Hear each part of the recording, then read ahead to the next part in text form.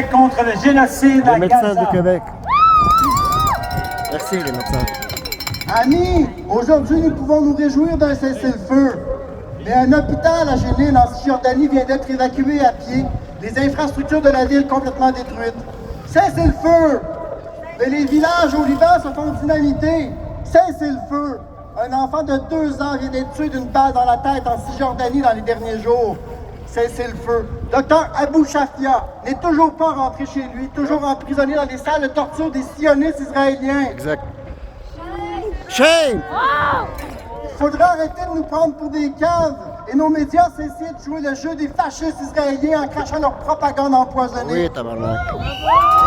Bravo! L'accord de cessez-le-feu en place ne respecte en rien les droits des Palestiniens et l'aurait imposé par un État barbare sur un peuple qui en a juste assez de mourir. Oui, Après plus de 100 000 morts, selon les données du Lancet, la destruction de toute l'infrastructure de santé, la torture, les viols, les enlèvements, les meurtres commis sur des civils, femmes et enfants. Après une des pires campagnes génocidaires de notre temps, Israël doit être arrêté.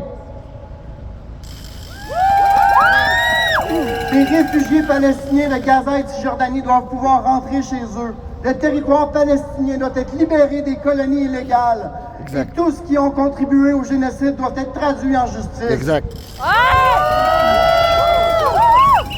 De la rivière du Jourdain jusqu'à la Méditerranée, chaque Palestinien devra avoir les mêmes droits que tous les autres êtres humains de la planète. Exact.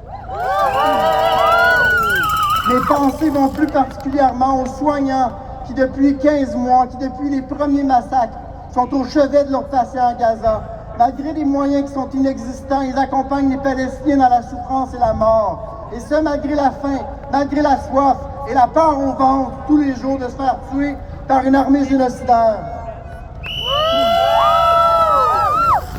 Ces héros méritent que de notre côté, nous supportions du mieux que nous les pouvons, même si cela nous coûte des amitiés, du capital politique ou des opportunités d'emploi. En gardant la pression sur les médias, sur nos politiciens et en continuant de parler de la Palestine.